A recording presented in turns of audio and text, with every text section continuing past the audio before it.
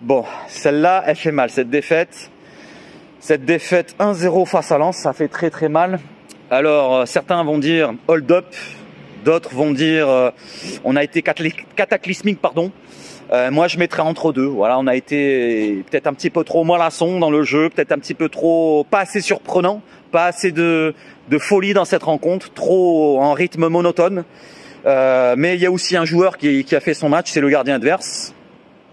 Et dans un autre sens, on peut dire aussi que le gardien adverse, on peut le tromper si on ne lui tire pas dessus, comme l'occasion de Luis Enrique. Elle est peut-être compliquée à mettre au fond, mais contre Lyon, il la met en lucarne et là, il la met sur le gardien. Certes, il a fait un bel arrêt, voilà, mais le ballon est sur lui, faut pas déconner. Il a fait un bel arrêt par contre sur la frappe de Mopé en fin de match. Il a fait aussi un superbe arrêt sur la première occasion du match de Amine Gouiri, qui se l'emmène bien et qui frappe et ça va taper la barre. Ça, c'est peut-être le plus bel arrêt qu'il fait. Je parle du gardien, bien sûr, lensois. Sinon, dans l'ensemble, oui, il fait un super match. Mais le gardien, tu peux le tromper au moins une fois dans la rencontre. C'était une équipe très faible en face de nous qu'on affrontait. Une équipe qui a montré ses fesses tout le long de la rencontre. Voilà, comme on les affronte dernièrement, bien sûr, toutes les équipes qu'on affronte dernièrement, que ce soit les Nantes, les Strasbourg, les Angers, tout ce qu'on a à domicile, mis à part peut-être les Puputes et d'autres équipes qui peuvent concurrencer avec le niveau qu'ils ont de l'équipe. Mais cette équipe qu'on a affrontée ce soir, c'était vraiment pratiquement une Ligue 2 pour ma part. C'était une équipe très faible de Ligue 1 qui avait enchaîné 4 défaites consécutives, qui avait beaucoup d'absences de suspendus et de blessures, et plus le mercato hivernal. Et on arrive quand même à perdre et à prendre 0 point. Et oui, prendre 0 point avec les Monégasques qui gagnent, non, qui font match nul, pardon. Les Monégasques qui font match nul, mais on prend pas l'écart avec Monaco puisqu'ils reviennent quand même à 5 points, avec les Lillois qui reviennent à 5 points et surtout les Niçois qui peuvent revenir à la hauteur demain. Et oui, parce que demain ils jouent et s'ils gagnent contre Lyon, ils reviennent à la même nombre de points que l'OM. Et attention que si Lyon gagne aussi, parce que Lyon peut revenir aussi à 7 points ou 6 points, je sais plus combien de points. Donc ça peut tout se resserrer. Voilà, parce que la semaine prochaine, n'oublions pas, dimanche prochain, on affronte qui? On affronte les Puputes. Et ça va être beaucoup plus compliqué. Voilà, parce que là, le prochain match, on peut se dire que c'est comme un bonus. Pour l'instant, on part avec 0 point dans la tête. Et on peut se dire que si on accroche un match nul, c'est déjà pas mal. C'est un très bon résultat. Et si on fait une victoire, c'est pratiquement un exploit. Maintenant, on en arrive à là. Du côté de l'OM, supporter olympien, on se dit, gagner du côté du Parc des Princesses, c'est un exploit. Bon, je vais pas me lancer sur le match prochain. Je reviens sur ce match-là.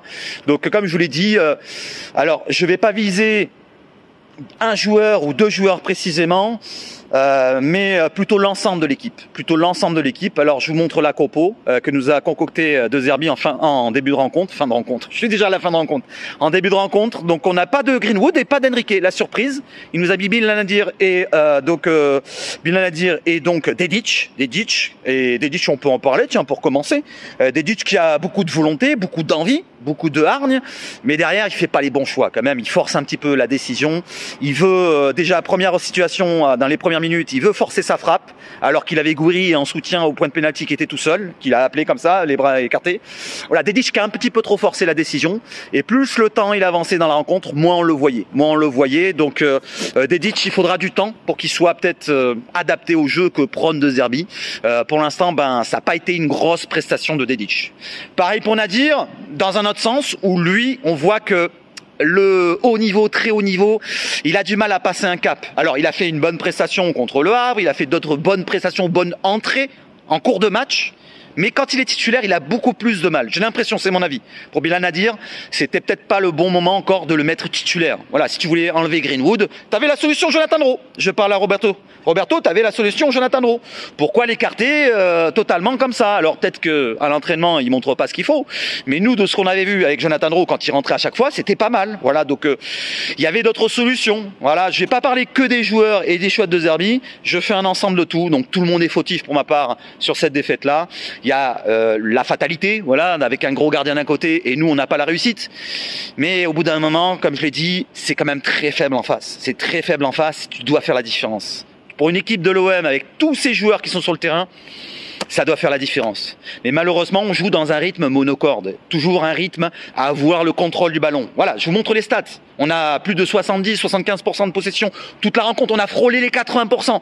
Mais on va atteindre quoi? 90, 95, 100% de possession? Pourquoi? Pour avoir 2-3 occasions franches dans la rencontre, autant que les Lensois, parce que finalement, en termes de situation franche, on en a eu un peu plus. En fin de match, ça se répétait, voilà, on sentait qu'on pouvait égaliser, mais dans l'ensemble de la rencontre, si on regarde les expected goals, je vous remontre, les expected goals, c'est les chances de marquer, on est kiff-kiff. On est à un peu moins de 1 pour nous et un peu moins de 1 pour les Lensois, qui ont eu 3 occasions, mais 3 occasions très franches. C'est-à-dire que s'il n'y a pas Roulis, ça peut faire 1-0 avant la fin de rencontre, même 2-0 pour les Lensois. Voilà, parce que Roulis nous fait 2 sorties quand même où il rattrape des erreurs, que ce soit de Kondogbia et Rongier, 2 fois Rongier d'ailleurs, et peut-être d'autres que j'ai oubliés, peut-être encore, mais en tout cas je me rappelle de 2 Rongier. La première occasion où Roulis sort, c'est Kondogbia-Rongier la paire, où Kondogbia manque son duel au début et Rongier se fait manger par Diouf qui nous a fait du mal. Donc Rongier, je le cite un petit peu, mais je suis obligé de citer quelques joueurs. Et Roulis qui rattrape le coup, et Rongier une deuxième fois devant la surface, je sais pas ce qu'il fait, il sait pas où il est le ballon, il fait il est où le ballon? Il est où le ballon? Et l'attaquant qui récupère le ballon, qui va frapper. Et on a un retour après de Henrique qui dégage le ballon à 5 mètres du but.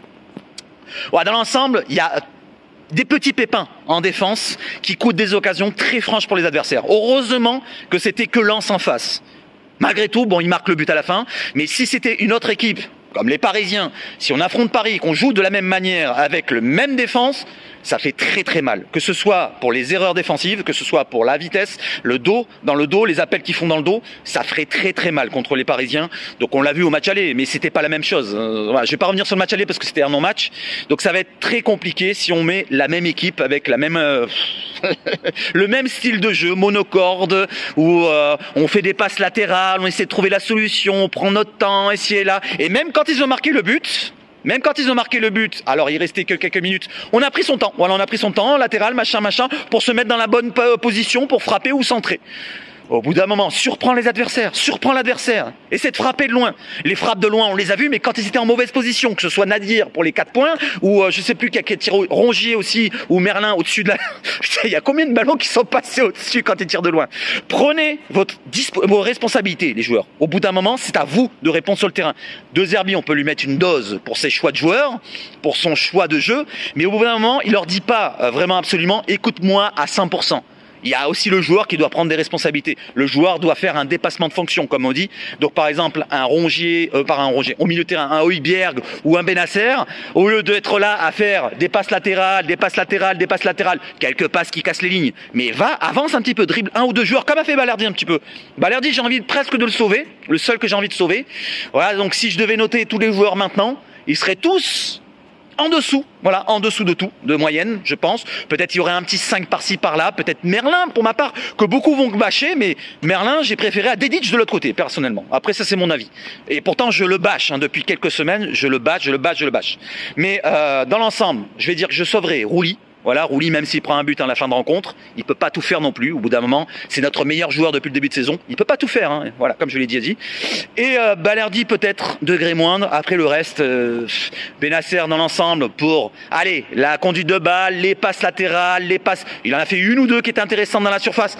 Mais mis à part ça, il prend pas assez de risques dans son jeu. Je trouve encore. Hein. Après, il faut lui laisser du temps. Moi, je laisserai du temps à certains joueurs comme Benasser, comme Gouiri, comme tous ceux qui sont arrivés maintenant, comme Dedic.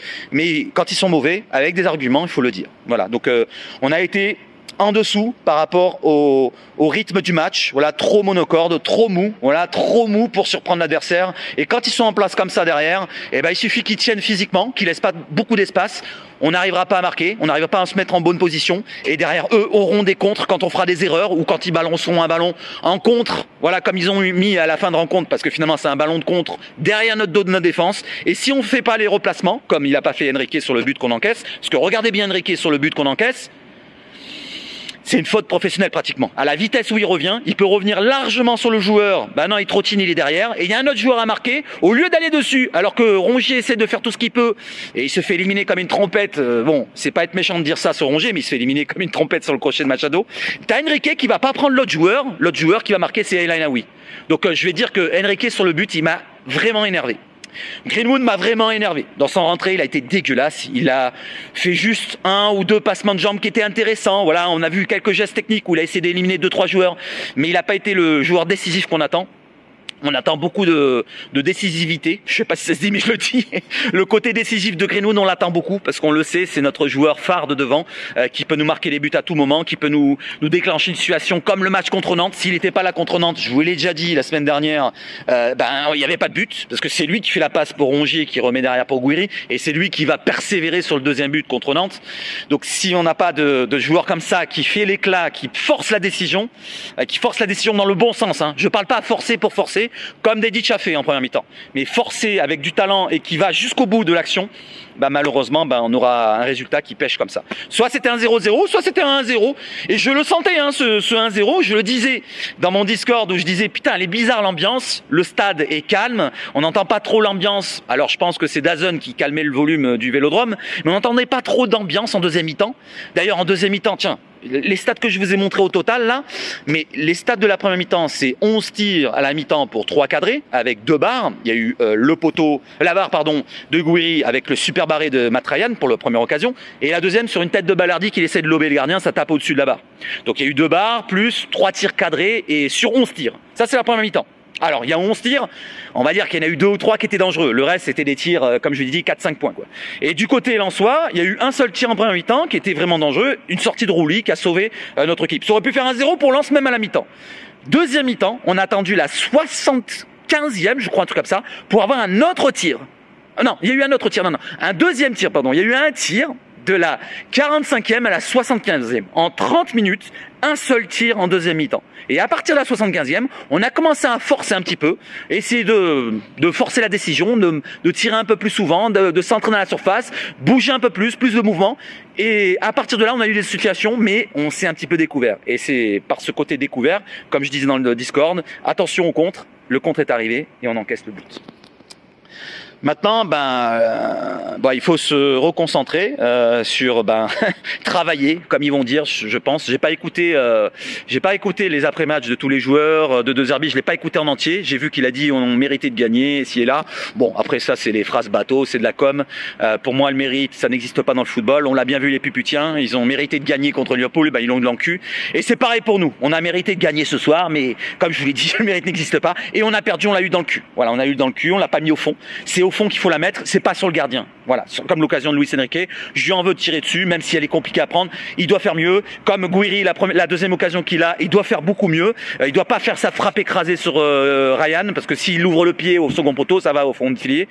Comme pour Dedic, la première occasion qu'on a dans la rencontre, il doit la mettre en rentrée pour Gouiri. Ça peut être une occasion de but. Il y a eu beaucoup de choix qui ont été un petit peu aussi à l'envers dans cette rencontre, mais dans l'ensemble c'est vrai que si on refait ce match comme on le dit 10 fois, on le gagne 9 fois, 9,5 fois, et ça a été une fois de trop, peut-être la 10e fois qu'on perd le match. Voilà, finalement, voilà. Donc pour le travail à faire, il faudra travailler l'efficacité, revenir sur les choses basiques peut-être. Et rester concentré sur cette fin de saison. Voilà, il nous reste 9 rencontres, 9 finales avec le match bonus de la semaine prochaine. Maintenant, on se retrouve demain, peut-être, je lui dis peut-être. On se retrouve demain. Si je suis en live demain vers 16h, 16h30, voilà. Si à 16h30 vous voyez que je suis pas en live, c'est que je fais pas de live. Sinon, on se retrouve demain pour faire un petit débrief à froid et on notera les joueurs. Un peu plus sérieusement que je l'ai fait là, parce que là je les ai pas notés et j'ai pas envie de les noter puisque y a rien à dire de plus. Allez, vive le foot chez Sabache Foot. J'avais pris le mégaphone là pour gueuler, pour exprimer un rage, mais je l'ai déjà fait avant. Voilà. Donc pas d'insultes ci et là. Je sais pas si j'étais correct, mais en tout cas je vous souhaite de passer une excellente soirée pour ceux qui vont en passer une. Je sais pas lesquels, mais en tout cas merci à vous et ciao ciao ciao. Allez l'OM.